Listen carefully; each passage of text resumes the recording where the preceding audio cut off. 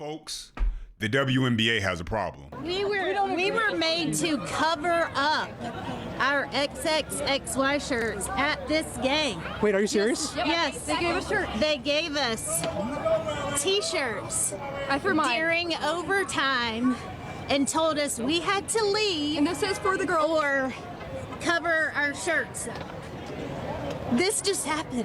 Where were you sitting? Floor 4-3, bro. C. Yeah. Third row of floor 3. And how much were your seats? $1,000 each around. Yeah, and we did nothing. Like we were just sitting there. I didn't make signs. I wanted to make signs, but I didn't. I did nothing. So they paid $1,000 to go watch a WNBA game. Then they were told they would have to cover up their shirt or get kicked out. I mean, talk about customer service. Meanwhile, there was a woman sitting front row, courtside, and she was wearing a Trans Kids Belong shirt. I did notice during the game on the Jumbotron, they put up a woman wearing a shirt that said protect trans rights or something. She was She's the one that who told on us. because she was made to zip up her jacket.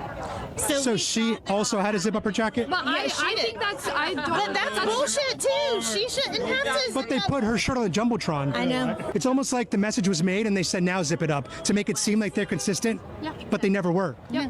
No, never are. And why did you spend so much on tickets? Why was it important for you to be here today? To support Sophie Sophie Cunningham and to support women and women's sports because it's just common sense. And what's the relation here? That's my daughter. And are you an athlete? I used to be until I had a bunch of knee surgery. What sport? I did all sorts here. I did soccer. I did all of that. Yeah. And did this issue ever come up? Like, did a biological man ever try to play against? No, we're from here, so it hasn't happened here A lot. But I can't believe that just happened Yeah, that's in shocking. Atlanta, Georgia. I mean, can you really blame the security personnel? I mean, think about it. Run it all the way up the flagpole to who's in charge of the league. Commissioner still has a major issue with answering the age-old question. What is a woman? Here with more is Casey and Annie Thomason, who were told to cover up their shirts. All right, Casey, what exactly did the security say was so offensive about that cute, adorable shirt?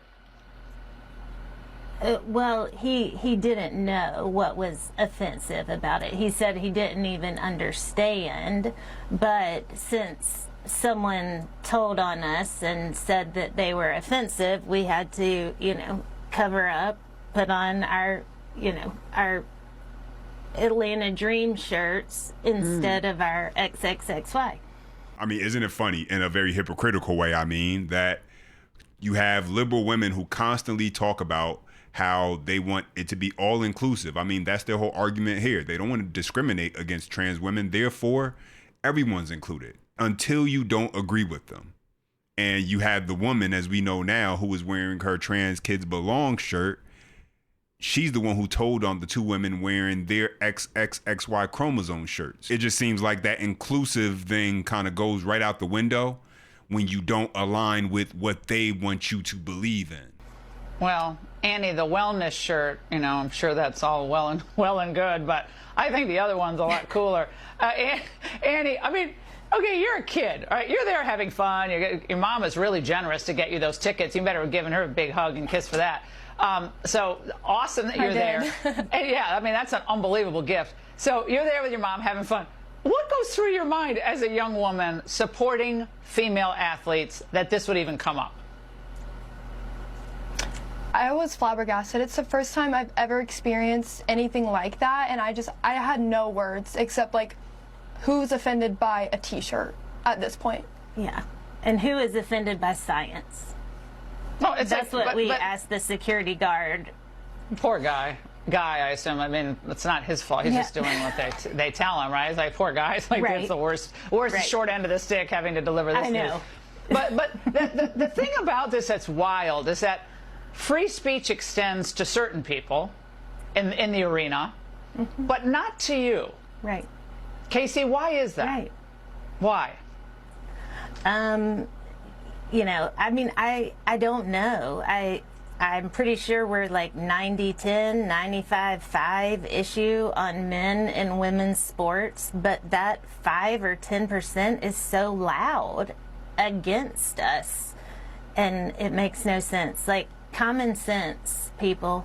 Like, that's all we're asking for. That's insane. Yeah, and so now the WNBA is backpedaling. putting out a statement, attempting to put out another fire that they caused themselves, saying that at least 3 fans were asked by WNBA security personnel to cover shirts that had messages about transgender women participating in women's sports during Sunday's Fever Dream game. The league said in a statement Monday that the fans should have been free to wear the shirts, which means these 2 guys who showed up dressed up as women to a WNBA game are very much in their right to declare themselves for the 2027 WNBA draft.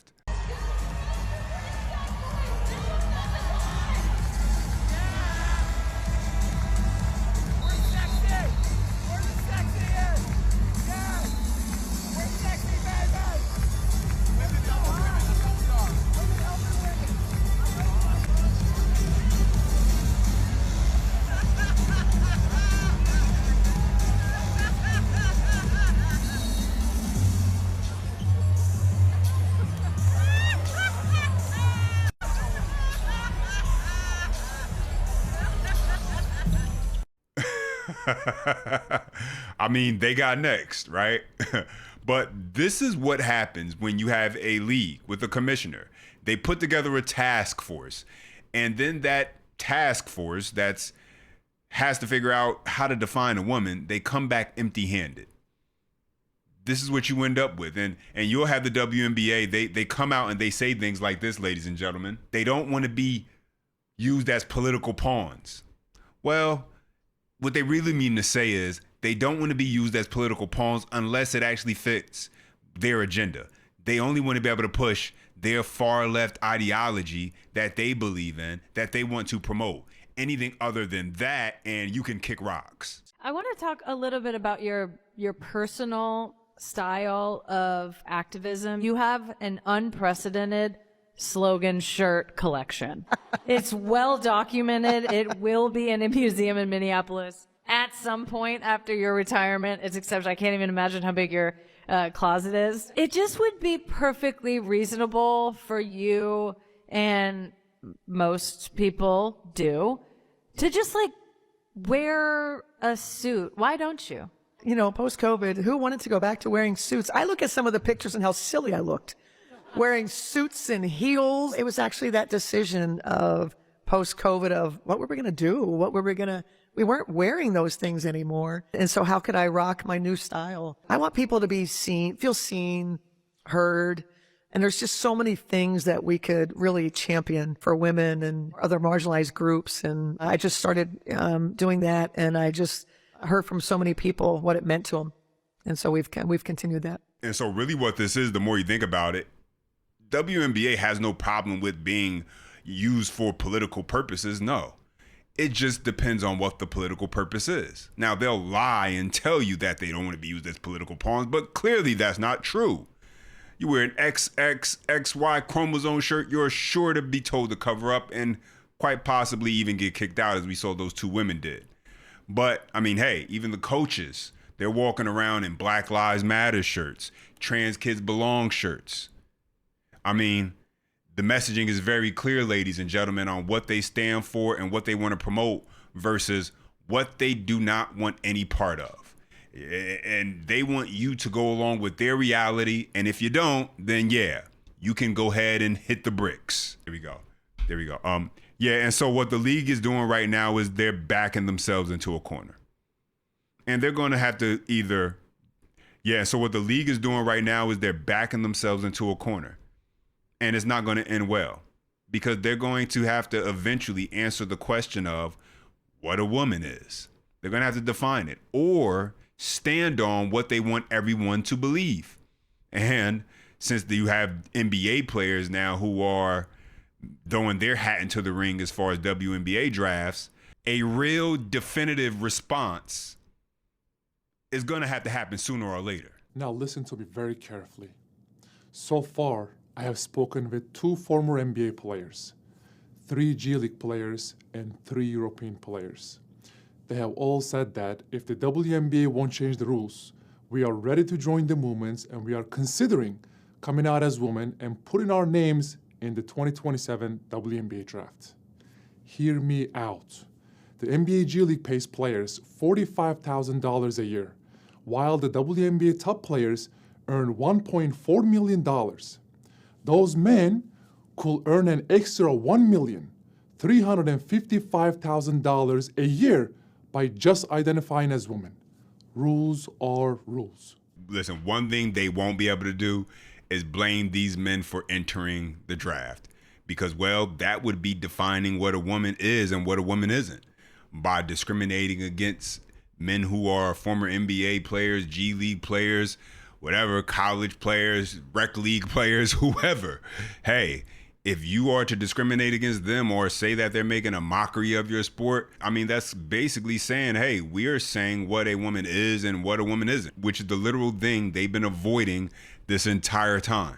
But if they were to look on the bright side, this could be very lucrative financially for the league. Listen to Royce White. He's also declared for the WNBA draft. Take a listen to how he sees it. Or to your efforts, but do you worry that you might hurt somebody out there on the floor? Well, I mean, again, it's back to basic reality testing. As so far as I've come to learn, I'm new in the trans community, but so far as I've come to learn, sex does not proceed from biology, and genitalia does not determine gender. So, we're in a whole new world, right? And I could hurt somebody, but you could argue that I'm helping evolve the game for the women and making them a little bit tougher, and maybe, and who could even argue? Some things are about money in our society. Money is the organizing principle in our culture, right? If I play in the WNBA and other trans people, it's going to be more entertaining, more value. I mean, it's going to be a better commodity. We're going to have better ticket prices, more TV audience, bigger TV audiences, and ultimately women will get paid more. So I'm actually doing the gender pay gap in the WNBA a huge service. But we used to think there are some things that transcend money. Some things used to transcend money. I don't know if we have those barriers anymore in society. Yeah, and so Royce White makes the point that not only will he make the league more competitive as a whole, him and other trans women who end up joining the league, but also he'll help drive more butts and seats, higher viewership, more sponsorship opportunities. It's a win-win. It'll be what we've seen with the Caitlin Clark effect on steroids, which will lead to more revenue, which, I mean, ultimately is the goal of any business that's looking to grow, right? Especially one like the WNBA, which is still currently subsidized by the NBA. Yeah, and so anything that would help drive the league forward, especially something like this, which they clearly are for, why not? Okay, what happens if no WNBA team picks you? Well, I think based on my body of work in the game of basketball, what I bring to a team, what I bring to the league in terms of athleticism and skill, it would be a clear case of discrimination, and we plan to pursue every legal route possible to hold the WNBA to their standards. This is where the WNBA has nobody to blame but themselves. Because Royce White is obviously trying to force the league to confront the logic of its own position. He's saying, okay, if these boundaries are supposedly impossible to define, then what happens when I show up and demand that you apply that standard consistently? And now he's talking about taking the league to court if they reject him, which, more power to him. But forget about Royce White for a second. Think about how we even got here. This league was created, nearly 3 decades ago, for a very specific reason: to give female basketball players in the United States an opportunity to compete professionally. And somehow, almost 30 years later, we have reached a point where the commissioner of the Women's National Basketball Association gets asked, what is a woman? And she needs an entire task force, and still no answer. I mean, how did we get here? And then you have women showing up to support women's sports, wearing shirts, expressing their belief that biological sex matters in female competition, and security personnel are telling them to cover those shirts. Think about that contradiction. We hear constantly about inclusion from this league. We hear about tolerance. We hear about creating a space where everybody is welcome. But apparently that tolerance gets a whole lot thinner the moment somebody walks into the building with an opinion that the league doesn't like. And that's the part that people are getting sick and tired of. Inclusion cannot mean you're included as long as you agree with us. Diversity cannot mean every kind of diversity except diversity of thought. Intolerance cannot mean one side gets to say whatever it wants while everybody else has to be expected to shut up, cover their shirt, or just leave. Eventually, people start pushing back. And I think that's exactly what we're watching happen right now. And I'm glad it's happening. But none of this really matters much as the consequences, ladies and gentlemen.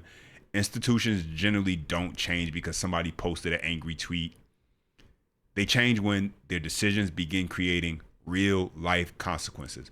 Financial, more times than not, are the ones that really get their attention. Now, the irony of all of this is that the WNBA could have avoided all of this, literally all of it. Establish clear rules, explain them, defend women's basketball, which should not be too complicated considering they're women. And allow the fans who disagree with you to express themselves peacefully. That's it. You don't need to be a biologist for that one. Instead, they allowed this issue to become so overblown that now people are deliberately testing the boundaries just to expose the contradictions. And I'm happy about, and I'm glad for it. Because once that happens, you don't get to complain that questions are uncomfortable. They created the ambiguity. They created the backlash, and now they have to answer for it. But those are my thoughts and the update. Now it's time to hear from you. Drop your comments down below. Appreciate when you guys chime in. Don't forget, you enjoy the content, smash that thumbs up. For more, subscribe to the channel. And as always, until next time.